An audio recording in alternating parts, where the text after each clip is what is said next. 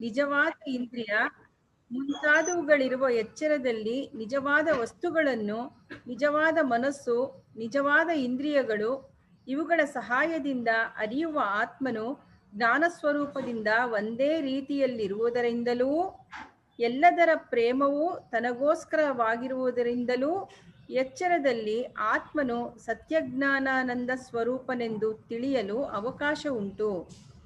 ಆದರೆ ಎಲ್ಲವೂ ಸುಳ್ಳಾಗಿರುವ ಕನಸಿನಲ್ಲಿ ಹೇಗೆ? ಎಚ್ಚರದಲ್ಲಿ ಆತ್ಮಜ್ಞಾನ ಮಾಡ್ಕೋಬಹುದು, ಕನಸಿನಲ್ಲಿ ಹೆಂಗೆ ಆತ್ಮಜ್ಞಾನ ಮಾಡ್ಕೋಕ್ಕಾಗತ್ತೆ? ಎಚ್ಚರದಲ್ಲಿ ಗುರುಗಳು ನಿಜವಾಗಿರ್ತಾರೆ. ಅಮ್ಮನ ಪ್ರಶ್ನೆ ಇದು. ಆತ್ಮಜ್ಞಾನ ಕನಸಲ್ಲಿ ಆಗತ್ತಾ ಎಚ್ಚರದಲ್ಲಿ ಆಗತ್ತಾ ಅಂತ. ಎಲ್ಲಾದ್ರೂ ಕನಸಲ್ಲೇ ಆಗೋದು, ಎಚ್ಚರದಲ್ಲಿ ಎಚ್ಚರ ಆಗೇ ಇಲ್ಲ ನಮಗೆ. ಎಚ್ಚರ ಅಂದ್ಕೊಂಡಿದೆಯೇ ಹೊರತು ತತ್ತತ್ಕಾಲಕ್ಕೆ ಎಲ್ಲವೂ ಎಚ್ಚರವೇ. ಆಮೇಲೆ ಜ್ಞಾನವಾಗುವಾಗ ಕನಸಲ್ಲೂ ಆಗಲ್ಲ, ಎಚ್ಚರದಲ್ಲೂ ಆಗಲ್ಲ, ಅವಸ್ಥೆ ಅತೀತವಾಗಿ ಜ್ಞಾನ ಆಗತ್ತೆ. ಭ್ರಾಂತಿ. ಸುಳ್ಳೇನು ನಿಜವೇನು ಅಂದ್ಬಿಟ್ರು ಸ್ವಾಮಿಗಳು. ನಿಜವೇನು ಎಲ್ಲಾ ವಸ್ತುಗಳ ಸ್ವಭಾವವೂ ಒಂದೇ. ಅಷ್ಟೇ, ಎಚ್ಚರದ ವಸ್ತು ಸ್ವಭಾವ ಒಂದೇ, ಕನಸಿನ ಸ್ವಭಾವವು ಒಂದೇ. ಇವುಗಳೆಲ್ಲ ಅರಿಯಲ್ಪಡತಕ್ಕವುಗಳೇ ಹೊರತು ಅರಿಯುವವಲ್ಲ. ಇವುಗಳೆಲ್ಲ ಯಾವುದೋ ಮನಸ್ಸು, ಬುದ್ಧಿ, ಇಂದ್ರಿಯ, ಶಾಸ್ತ್ರ ಎಲ್ಲವೂ ಅರಿಯಲ್ಪಡತಕ್ಕವುಗಳು. ಆಯಾ ಅವಸ್ಥೆಗಳಲ್ಲಿ ಇರುವಂತೆ ತೋರತಕ್ಕವುಗಳೇ ಹೊರತು ಬೇರೊಂದು ಅವಸ್ಥೆಯಲ್ಲಿ ಇರುವವಲ್ಲ. ಅನೇಕವಾಗಿದ್ದುಕೊಂಡು ಒಂದಕ್ಕೊಂದು ಸೇರಿ ತಮಗಿಂತ ಬೇರೆಯಾದ ಮತ್ತೊಂದು ವಸ್ತುವಿನ ಪ್ರಯೋಜನಕ್ಕೆ ಇರುವವುಗಳೇ ಹೊರತು ತಮಗಾಗಿ ಇರುವವುಗಳಲ್ಲ. ಸಮ್ಮತಾನಾಂ ಪರಾರ್ಥತ್ವಾದ ಒಟ್ಟುಗೂಡಿ ಕೆಲಸ ಮಾಡೋದು ಇನ್ನೊಬ್ರು ಮಾಡೋರು. ದೇಹನ್ಯವನೋಬುದ್ಧಿಯು ಆತ್ಮನಿಗಾಗಿ, ಪ್ರಪಂಚವು ಆತ್ಮನಿಗಾಗಿ, ಎಲ್ಲ ಆತ್ಮನಿಗಾಗಿ ಮಾಡೋದು. ಆತ್ಮನೋ ಎಂದರೆ ಅವಸ್ಥೆಗಳಲ್ಲಿ ಯಾವಾಗಲೂ ಇದ್ದೇ ಇರುತ್ತಾನೆ. ಅವನು ಇಲ್ಲವೆಂಬುದೇ ಇಲ್ಲ. ಅರಿವೆಂಬ ಅವನ ಸ್ವಭಾವವು ಯಾವಾಗಲೂ ಮಾರ್ಪಡುವುದಿಲ್ಲ. ಈ ಆತ್ಮಸ್ವರೂಪದಲ್ಲಿ ಯಾರೊಬ್ಬರಿಗೂ ಯಾವಾಗಲೂ ಹಗೆತನವೆಂಬುದಿಲ್ಲ. ಪ್ರಶ್ನೆಗೆ ಉತ್ತರ ಆಗ್ಲಿಲ್ಲಪ್ಪ. ಪ್ರಶ್ನೆ ಬೇರೆ ಮಾಡಿದ. ಎಲ್ಲವೂ ಸುಳ್ಳ ಕನಸಿನಲ್ಲಿ ಹೇಗೆ ಜ್ಞಾನ ಅಂತ ಕೇಳ್ತಾ ಇದ್ದಾನೆ. ಉತ್ತರ ಇಲ್ಲೇ ಇಲ್ಲ. ಎಂದೆಂದಿಗೂ ಮಿಗಿಲಿಲ್ಲದ ಪ್ರೇಮವೇ ಇದ್ದುಕೊಂಡಿರುವುದು.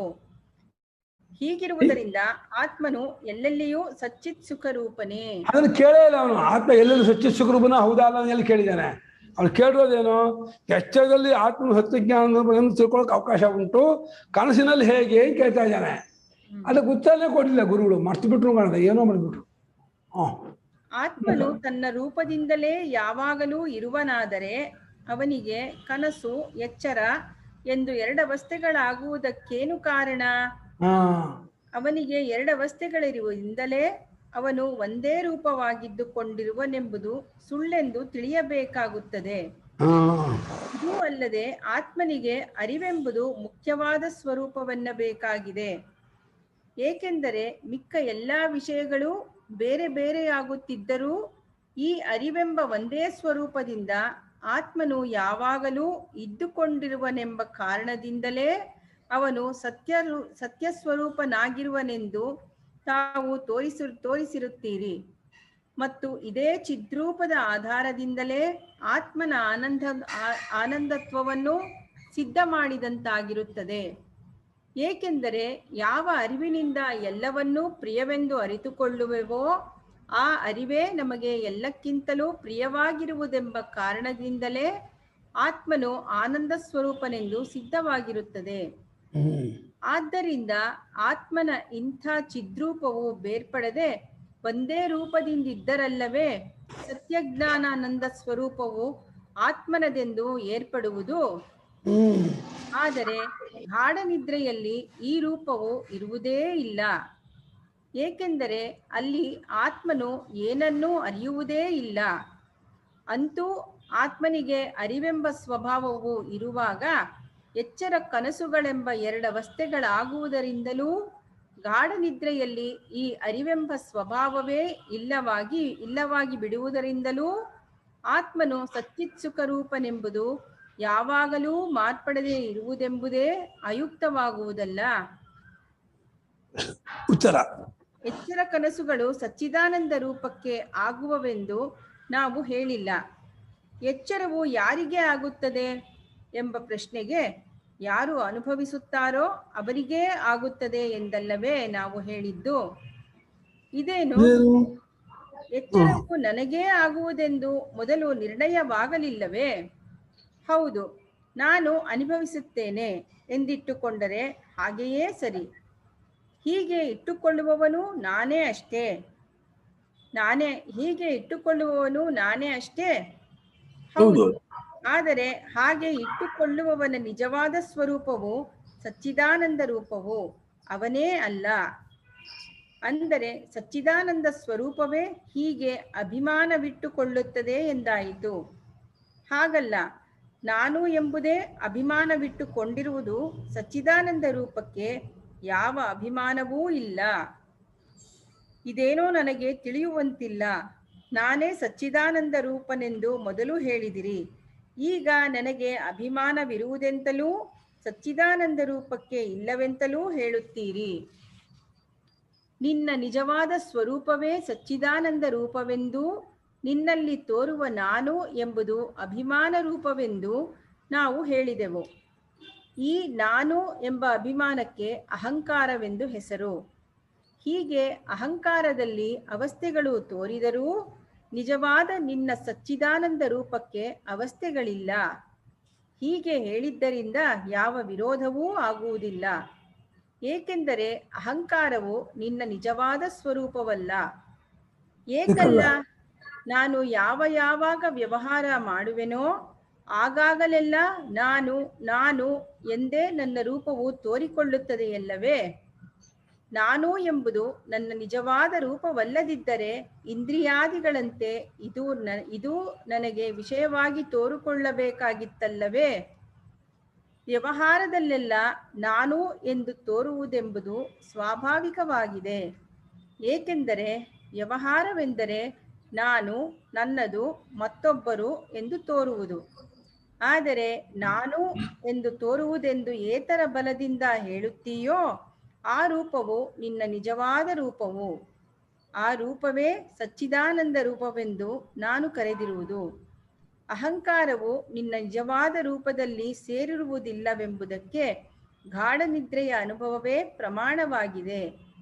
ಏಕೆಂದರೆ ಅದೇ ನಿನ್ನ ನಿಜವಾದ ರೂಪವಾಗಿದ್ದರೆ ಅದು ಗಾಢನಿದ್ರೆಯಲ್ಲಿಯೂ ತೋರಬೇಕಾಗುತ್ತಿತ್ತು.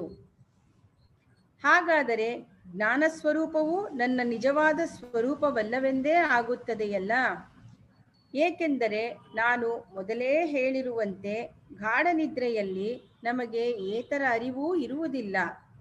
ಹೀಗೆ ನಾನೆಂಬ ಅಹಂಕಾರವಾಗಲಿ ಅಥವಾ ತಾವು ತೋರಿಸಿದ ಚಿದ್ರೂಪವಾಗಲಿ ಗಾಢನಿದ್ರೆಯಲ್ಲಿ ಇಲ್ಲದಿರುವುದರಿಂದ ನನಗೆ ನಿಜವಾಗಿ ಯಾವ ರೂಪವೂ ಇಲ್ಲವೆಂದೇ ತೋರುವುದಲ್ಲ.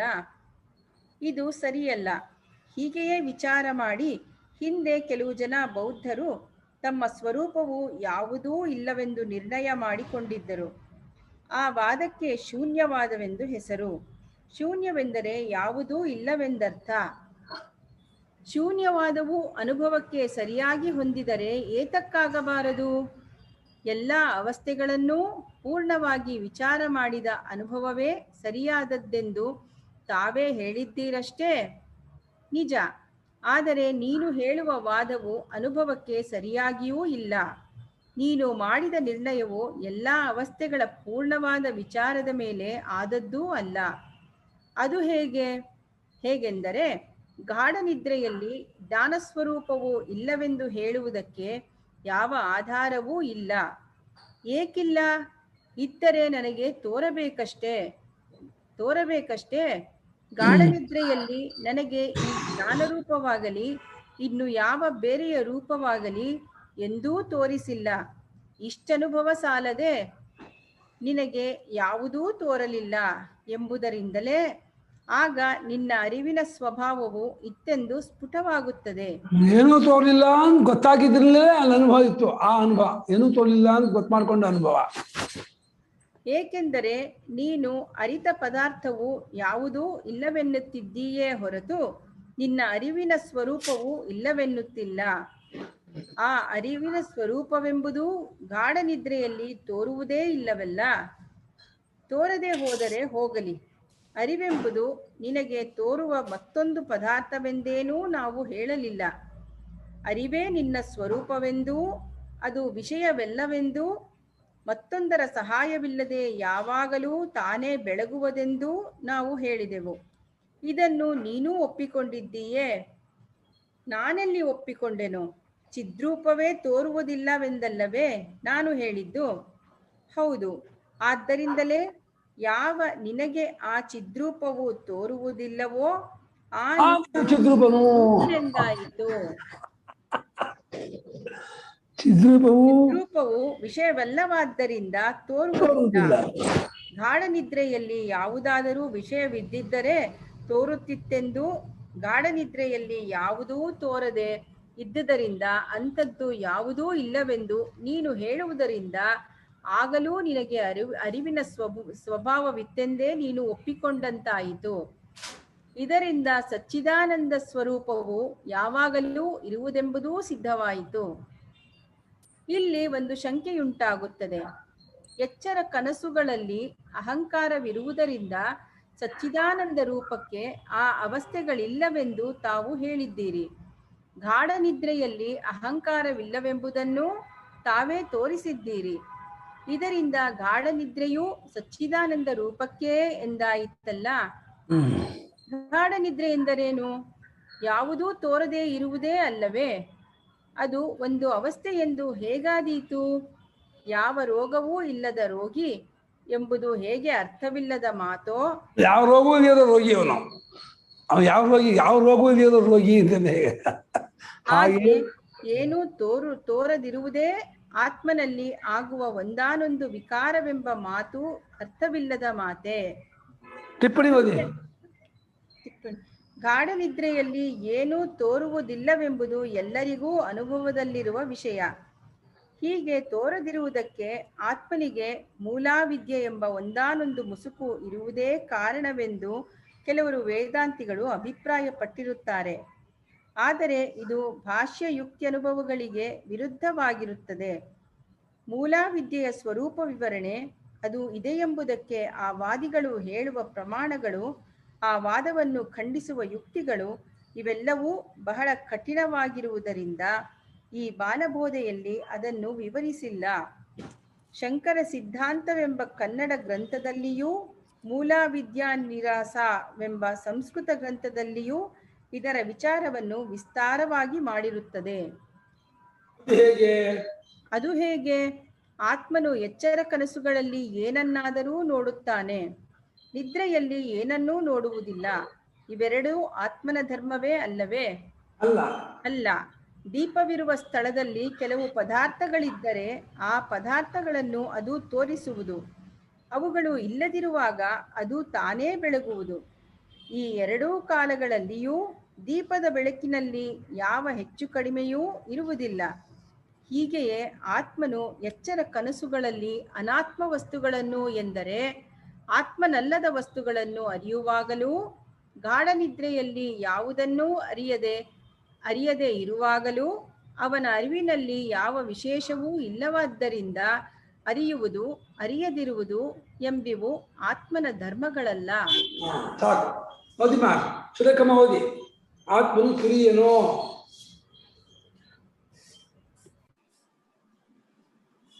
ಆತ್ಮನು ತುರಿಯನು. ಹಾಗಾದರೆ ನಿದ್ರೆ ಎಂಬುದು ಒಂದು ಅವಸ್ಥೆಯಲ್ಲವೆಂದೇ ಆಯಿತಷ್ಟೇ? ಹೌದು. ಆದ್ದರಿಂದಲೇ ನಿದ್ರೆಯಿಂದಾಗುವ ಕನಸು, ನಿದ್ರೆಯಿಂದ ಎದ್ದ ಮೇಲೆ ತೋರುವ ಎಚ್ಚರವೂ ಅವಸ್ಥೆಗಳಲ್ಲವೆಂದೂ ಆಯಿತು. ಅದು ಆಯ್ತು. ನಿದ್ದೆ ಅವಶ್ಯ ಅಲ್ಲ ಅಂತ ಆಯ್ತು. ನಿದ್ರೆಯಿಂದ ಇದು ಕನಸು ಅವಶ್ಯ ಅಲ್ಲ, ಇದು ಎಚ್ಚರ ಅವಶ್ಯ ಅಲ್ಲ.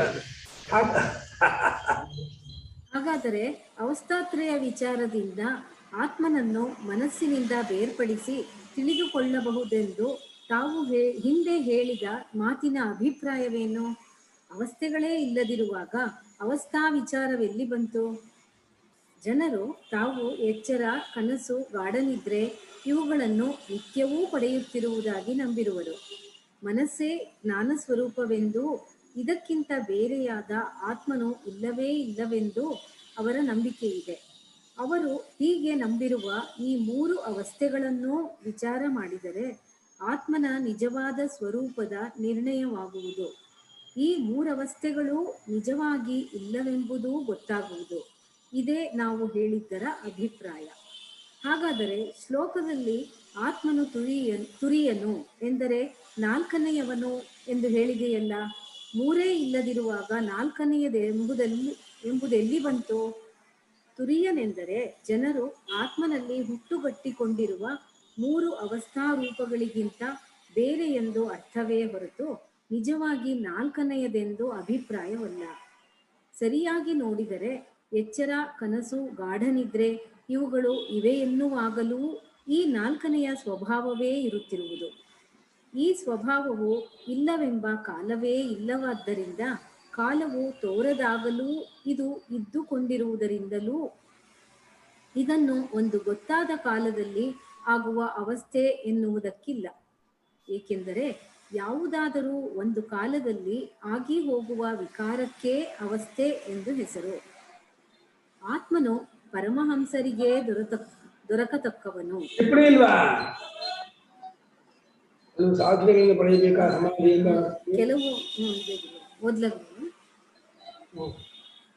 ಕೆಲವು ಸಾಧನೆಗಳಿಂದ ಪಡೆಯಬೇಕಾದ ಸಮಾಧಿ ಎಂಬ ಅವಸ್ಥೆಯೇ ತುರಿಯವೆಂದು ಕೆಲವರು ಅಭಿಪ್ರಾಯ ಪಡುತ್ತಾರೆ. ಇದರ ವಿಮರ್ಶೆಯನ್ನು ಈ ಗ್ರಂಥಾವಳಿಯ ಬೇರೊಂದು ಗ್ರಂಥದಲ್ಲಿ ಮಾಡಲಾಗಿದೆ. ಈ ಗ್ರಂಥಾವಳಿ ಅಧ್ಯಾತ್ಮ ಗ್ರಂಥಾವಳಿ, ಬೇರೊಂದು ಗ್ರಂಥ. ಆತ್ಮನು ಪರಮಹಂಸರಿಗೆ ದೊರಕತಕ್ಕವನು, ಪರಮಹಂಸಗತಿ. ತಾವು ಹೇಳಿದಂತೆ ಆತ್ಮನ ಸ್ಥಿತಿಯು ಯಾವಾಗಲೂ ಇರತಕ್ಕದ್ದಾದರೆ ನಮ್ಮೆಲ್ಲರಿಗೂ ಇದು ಏತಕ್ಕೆ ಸುಲಭವಾಗಿ ತಿಳಿಯುವುದಿಲ್ಲ? ಸಾಧಾರಣವಾಗಿ ಇಲ್ಲದ್ದನ್ನು ಕಲ್ಪಿಸಿಕೊಳ್ಳುತ್ತಿರುವುದೇ ಮನಸ್ಸಿನ ಸ್ವಭಾವವಾಗಿದೆ.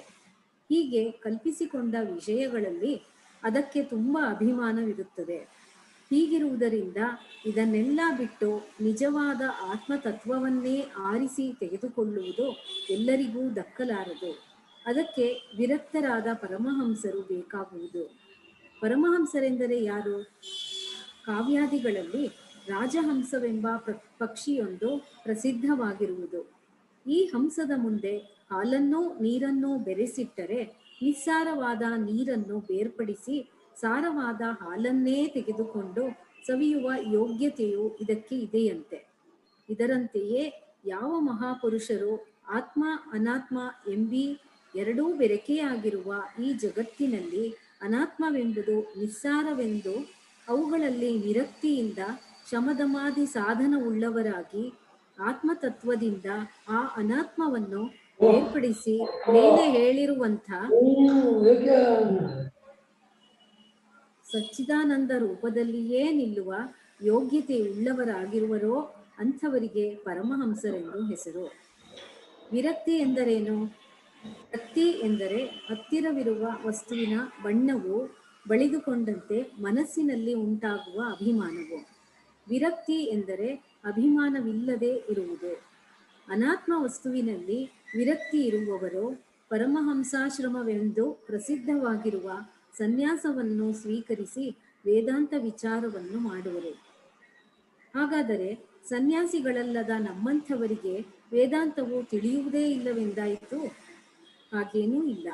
ಅನಾತ್ಮ ವಸ್ತುವಿನಲ್ಲಿ ವಿಶೇಷವಾದ ಅಭಿಮಾನವನ್ನಿಟ್ಟುಕೊಂಡಿರುವವರಿಗೆ ಇದು ತಿಳಿಯುವುದು ಕಷ್ಟವೆಂದು ನಮ್ಮ ಅಭಿಪ್ರಾಯ. ಸನ್ಯಾಸವೆಂಬುದು ಅಭಿಮಾನವನ್ನು ಬಿಟ್ಟದ್ದರ ಗುರುತಾಗಿದೆ. ಅಭಿಮಾನ ಬಿಟ್ಟರೆ ಸನ್ಯಾಸೆ, ಕಾಯಿ ಬಿಟ್ಟರೆ ಅಲ್ಲ. ಯಾವ ಮೋಹ ಇರ್ಬೋದು, ಅಭಿಮಾನ ಇರ್ಬೋದು, ಯಾವುದು ಅಂಟ್ಕೋಬಾರ್ದು. ನಿಸ್ಸಂಗನಾಗಿರ್ಬೇಕು. ಯಾವ್ದೇನಾದ್ರು ಪರಮಾತ್ಮ ಎಲ್ಲ ನಿಂದೆಯೇ, ನಿನ್ ಕೃಪೆ, ನಿನ್ ಕರುಣೆ, ನಿಂದೆ ಆಟ, ನಿಂದೆ ಲೀಲೆ, ಬೊಂಬೆ ಆಟವಯ್ಯ ಅಂದ್ಕೊಂಡು ಆತ್ಮಾರಾಮಾಗಿರ್ಬೇಕು. ಏನಕ್ಕೂ ಹಚ್ಕೋಬಾರ್ದು. ಮತ್ತೂರು ಯಾರು ಏನಾದ್ರು ಅವ್ರ ಹಣೆ ಬರ ಅನ್ಕೋಬೇಕು. ಬೆಂಗಳೂರು ಏನಾದ್ರು ಅವ್ರ ಹಣೆ ಬರ ಅನ್ಕೋಬೇಕು. ನಮ್ಗೇನಾದ್ರು ನಮ್ಮ ಹಣೆ ಬರ ಅನ್ಕೋಬೇಕು. ನಾವು ಏನಕ್ಕೂ ಅನ್ಕೋಬಾರ್ದು. ಹಾಗಿದ್ದೆ ವಿರಕ್ತಿ. ಅಯ್ಯೋ ಅವ್ರು ಹಿಂಗಾಯ್ತು, ಅಯ್ಯೋ ಅಯ್ಯೋ ಅಯ್ಯೋ ಅಯ್ಯೋ ಅಂದ್ಕೊಂಡಿದ್ರೆ ಅವ್ನಿಗಾಯ್ತು, ಅವ್ನಿಗೇನು ಜ್ಞಾನ ಆಗಲ್ಲ, ಏನಾಗಲ್ಲ. ಅಯ್ಯಯ್ಯೋ ಕುಯ್ಯಯ್ಯೋ ಅಂದ್ರೆ ಆಗಲ್ಲ. ನಾ ಬ್ರಹ್ಮವೇ ನಾನು, ನಾ ಭೂತ ಸಂಘವಲ್ಲ.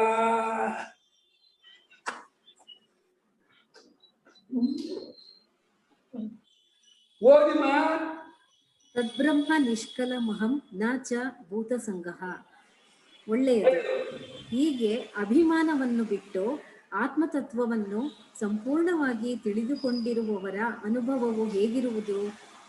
ಯಾವ ಅವಯವಗಳೂ ಇಲ್ಲದ ಬ್ರಹ್ಮವೇ ನಾನು ಎಂದು ಅವರು ಅರಿತಿರುವರು. ಬ್ರಹ್ಮವೆಂದರೇನು? ಉಪನಿಷತ್ತುಗಳಲ್ಲಿ ಬ್ರಹ್ಮದ ವರ್ಣನೆ ಇದೆ. ಬ್ರಹ್ಮ ಎಂಬ ಮಾತಿಗೆ ದೊಡ್ಡದೆಂದರ್ಥ. ಯಾವಾಗಲೂ ಶುದ್ಧ ಸ್ವರೂಪವಾಗಿಯೂ ಅರಿವಿನ ಸ್ವರೂಪವಾಗಿಯೂ ಯಾವ ವಿಧವಾದ ಕಟ್ಟಿಗೂ ಒಳಪಡದ್ದಾಗಿಯೂ ಯಾವಾಗಲೂ ಒಂದೇ ರೂಪದಲ್ಲಿರತಕ್ಕದ್ದಾಗಿಯೂ ಇರುವುದರಿಂದ ಬ್ರಹ್ಮವು ಎಲ್ಲಕ್ಕೂ ದೊಡ್ಡದು. ಜ್ಞಾನಿಗಳು ಅರಿತುಕೊಂಡಿರುವ ಆತ್ಮತತ್ವವೇ ಈ ಬ್ರಹ್ಮವು. ಹಾಗಾದರೆ ಅಜ್ಞಾನಿಗಳ ತಿಳುವಳಿಕೆ ಹೇಗಿರುವುದು? ಇದನ್ನು ಮೊದಲೇ ತಿಳಿಸಿರುತ್ತೇವೆ.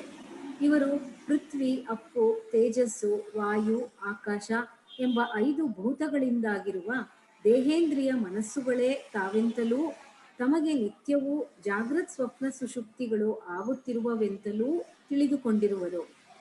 ಪಂಚಭೂತಗಳ ಸ್ವರೂಪವೇನು? ಕಿವಿ, ಚರ್ಮ, ಕಣ್ಣು, ನಾಲಗೆ, ಮೂಗು ಇವುಗಳಲ್ಲಿರುವ ಜ್ಞಾನೇಂದ್ರಿಯಗಳ ಸೋಂಕಿನಿಂದ ಜಗತ್ತಿನಲ್ಲಿ ಶಬ್ದ, ಸ್ಪರ್ಶ, ರೂಪ, ರಸ, ಗಂಧ ಎಂಬ 5 ಗುಣಗಳು ತೋರುವವಷ್ಟೇ. ಇವಕ್ಕೆ ಆಶ್ರಯವಾಗಿ ಕ್ರಮವಾಗಿ ಆಕಾಶ, ವಾಯು, ತೇಜಸ್ಸು, ಅಪ್ಪು, ಪೃಥ್ವಿ ಎಂಬ ವಸ್ತುಗಳಿರುವವು. ಇವುಗಳಿಗೆ ಪಂಚಭೂತಗಳು ಎಂದು ಹೆಸರು. ದೇಹ, ಇಂದ್ರಿಯ, ಮನಸ್ಸು ಇವೆಲ್ಲವೂ ಈ ಭೂತಗಳಿಂದಲೇ ಆಗಿರುತ್ತವೆ. ಪಂಚಭೂತಗಳಿಗೂ ಆತ್ಮನಿಗೂ ಯಾವ ಸಂಬಂಧವೂ ಇಲ್ಲವೇ? ಎಳ್ಳಷ್ಟೂ ಇಲ್ಲ.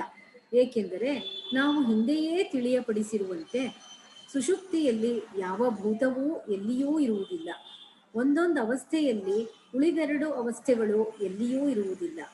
ಆದ್ದರಿಂದ ಆತ್ಮನಿಗೆ ಪಂಚಭೂತಗಳ ಸಂಬಂಧವಾಗಲಿ ಅವಸ್ಥೆಗಳ ಸಂಬಂಧವಾಗಲಿ ಸ್ವಲ್ಪ ಮಾತ್ರವೂ ಇರುವುದಿಲ್ಲ.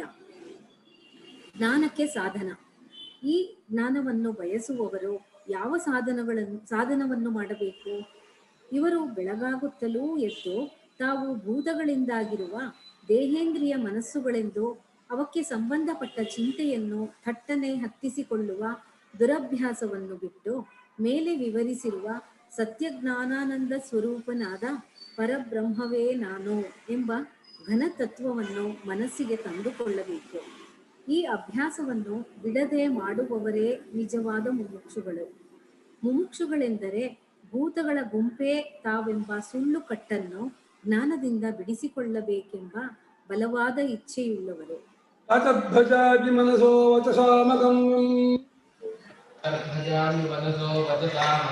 ವಾಚೋ ವಿಭಾಂತಿ ನಿಖಿಲಾಯತನುಗ್ರಹೇಣ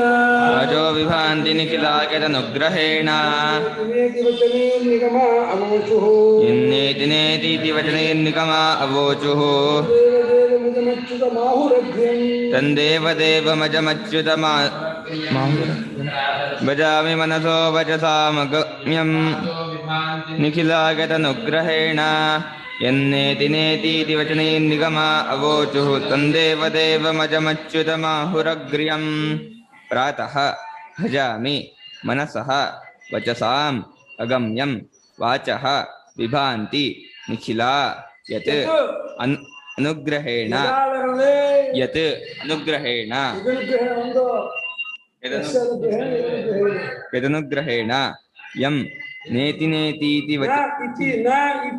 ಯಂ ನ ಇತಿ ವಚನೈಃ ನಿಗಮಾಃ ಅವೋಚುಃ ತಂ ದೇವಂ ಅಜಂ ಅಚ್ಯುತಂ ಆಹುರಗ್ರ್ಯಂ ಅಗ್ರ್ಯಂ. ಪ್ರಾತಃ ಕಾಲದಲ್ಲಿ ಮನಸ್ಸಿಗೂ ವಚಸ್ಸಿಗೂ ಸಿಗದೆ ಪರಮಾತ್ಮನನ್ನ ಭಜಿಸುತ್ತೇನೆ. ಯಾವ ಪರಮಾತ್ಮ ಅನುಗ್ರಹದಿಂದಲೇ ಮಾತುಗಳೆಲ್ಲವೂ ತೋರ್ಕೊಳ್ತಾ ಇದೆಯೋ, ವ್ಯಾಪಾರ ಮಾಡ್ತಾ ಇದೆಯೋ, ಯಾವ ಪರಮಾತ್ಮನ ವೇದಗಳೆಲ್ಲ ಇದಲ್ಲ ಅಂತಾಗಿ ಹೇಳುತ್ತೀವಿಯೋ ಅಂಥ ದೇವದೇವನು ಅಚ್ಯುತನು ಅಜನೂ ಆಗುವ ಅಗ್ನಿನು ಮೊದಲಿಗನಾದ ಪರಮಾತ್ಮನನ್ನೇ ನಾನು ಭಜಿಸುತ್ತೇನೆ. ಪ್ರತಿಪದಾರ್ಥ ಯದನುಗ್ರಹೇಣ ಯಾವನ ಅನುಗ್ರಹದಿಂದ ವಾಚಃ ಮಾತುಗಳು ವಿಭಾಂತಿ ಬೆಳಗುತ್ತಿರುವವೋ ಯಂ ಯಾವನನ್ನು ನಿಗಮಾಹ ವೇದಗಳು ನೇತಿ ವಚನೈಹಿ ಇದಲ್ಲ ಎಂಬ ಮಾತುಗಳಿಂದ ಅವೋಚುಹು ಹೇಳಿರುವವೋ ಮನಸಃ ಮನಸ್ಸಿಗೂ ವಚಸಾಂ ಮಾತುಗಳಿಗೂ ಅಗಮ್ಯಂ ನಿಲುಕದಿರುವ ಆತನನ್ನು ಪ್ರಾತಃ ಬೆಳಗಿನ ಹೊತ್ತಿನಲ್ಲಿ ಭಜಾಮಿ ಭಜಿಸುತ್ತೇನೆ. ತಂ ಆತನನ್ನು ದೇವದೇವಂ ದೇವತೆಗಳಿಗೆಲ್ಲ ದೇವನೆಂದು, ಅಜಂ ಜನ್ಮರಹಿತನೆಂದು, ಅಚ್ಯುತಂ ನಾಶವಿಲ್ಲವದವನೆಂದು, ಅಗ್ರ್ಯಂ ಮೊದಲು ಇರುವವನೆಂದು ಆಹುಹು ಹೇಳುತ್ತಾರೆ. ಯಾವನ ಅನುಗ್ರಹದಿಂದಲೇ ಎಲ್ಲ ಮಾತುಗಳು ಬೆಳಗುತ್ತಿರುವವೋ, ಯಾವನನ್ನು ನಿಗಮಗಳು ಇದಲ್ಲ ಎಂಬ ವಚನಗಳಿಂದ ಹೇಳುತ್ತಿರುವವೋ, ಮಾತಿಗಾಗಲಿ ಮನಸ್ಸಿಗಾಗಲಿ ಸಿಕ್ಕದೇ ಇರುವ ಅಂಥ ಬ್ರಹ್ಮತತ್ವವನ್ನು ಪ್ರಾತಃ ಕಾಲದಲ್ಲಿ ಭಜಿಸುತ್ತೇನೆ. ಆತನೇ ಎಲ್ಲ ದೇವರುಗಳಿಗೂ ದೇವನಾಗಿರುವನು, ಜನ್ಮರಹಿತನಾಗಿರುವನು ಎಂದು ತಿಳಿದವರು ಹೇಳುವರು. 11 ಆಯ್ತು.